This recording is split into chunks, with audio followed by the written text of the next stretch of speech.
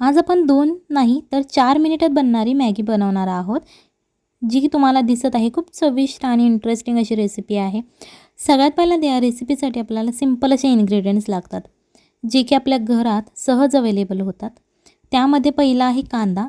हा कांदा आपल्याला चिरून घ्यायचा आहे।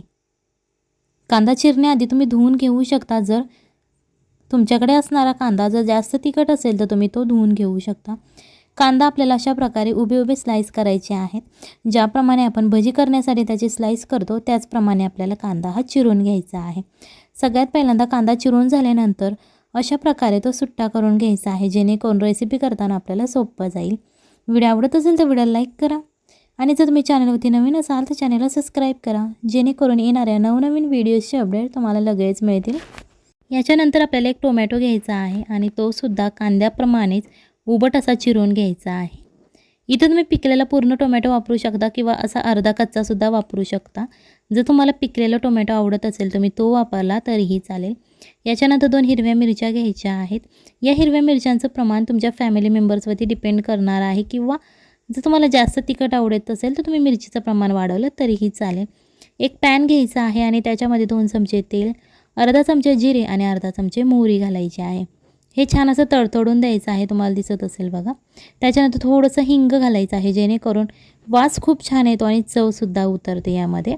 त्याच्यानंतर आपण ज्या 2 हिरव्या मिरच्या चिरून घेतलेल्या होत्या त्या 2 हिरव्या मिरच्या तेलामध्ये घालायच्या आहेत आणि थोडंसं फ्राय होऊन द्यायचं आहे।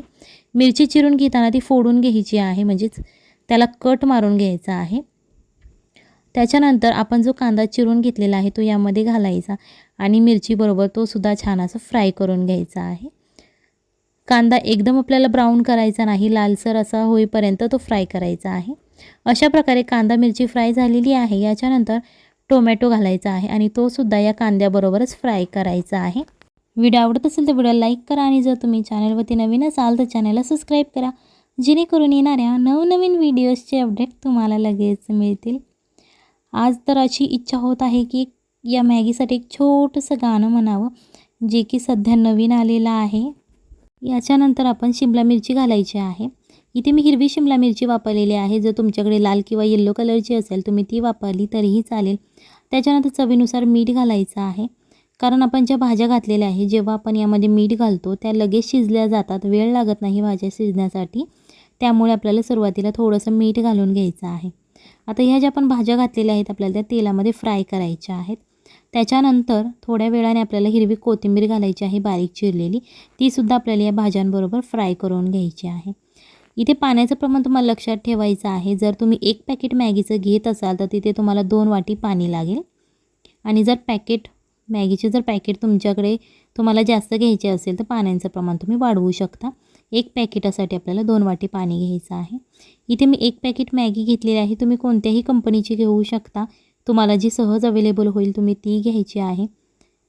आणि ही मॅगी टाकताना अजिबात तोडायची नाही, अशाच प्रकारे अखंड ती टाकून द्यायची आहे। त्याच्यानंतर मॅगीबरोबर जो आपल्याला मसाला मिळतो तो सुद्धा यावरती घालायचा आहे।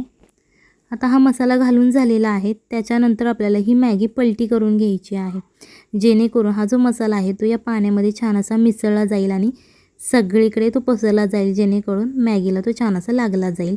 अशा प्रकारे ही मॅगी आपल्याला उकळवून घ्यायची आहे। जर तुमच्याकडे वेळ कमी असेल तर तुम्ही याच्यावरती झाकण ठेवून सुद्धा शिजवू शकता, आणि जर तुमच्याकडे खूप वेळ असेल तर अशा प्रकारे तुम्ही माझ्यासारखी शिजवू शकता, जेणेकरून त्याची चव खूप छान लागते। जर तुम्ही एखादा पदार्थ झाकून शिजवताना तर तो लगेच असा फुगल्यासारखा होतो आणि तेवढी चव लागत नाही।